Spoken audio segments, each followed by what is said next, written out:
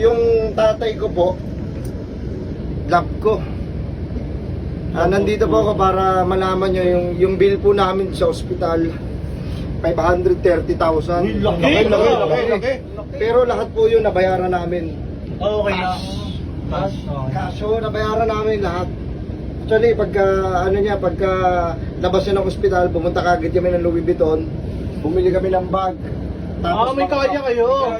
May kaya. Kaya, balik na to. Hindi naman ako manghingi ng tulong eh. Sinasabi ko lang sa inyo na nabayaran namin ang cash. Sinishare na. Oo. Nabayaran namin kasi Wait lang. Nabayaran. 530,000 oh. Nabayaran namin. Binilang ko. Xbox. Ikaw may Xbox ka? May Xbox ka? Wala. Stop mo! Ano, sino ba yung tatay ko? Nagtatrabaho yan sa eroplano, siya nagpapaandar nun. Niluto. Saka nakapagtapos ako ng pag-aaral, 4 years. Boss, kadalasan naman ang gagawin niya, naglilimos, hindi mo nagmamayabang. Kung mayaman kayo, may kaya kayo, umalis ka na dito, di namin kailangan yung kwento mo.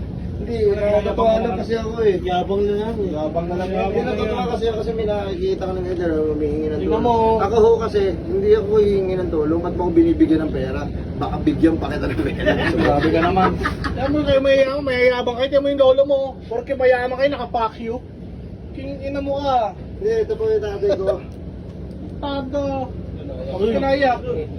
Naiyak pre, naiyak. Binilang ko sa sasakyan. Binilang ko. Ambog!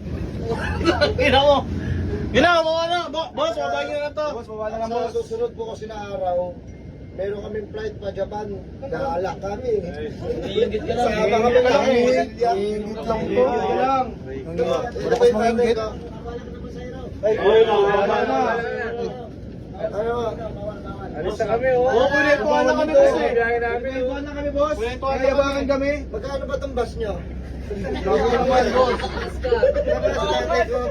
Bayaran ko 530,000. Laki! Fully paid! Wala, wala. Fully paid, man!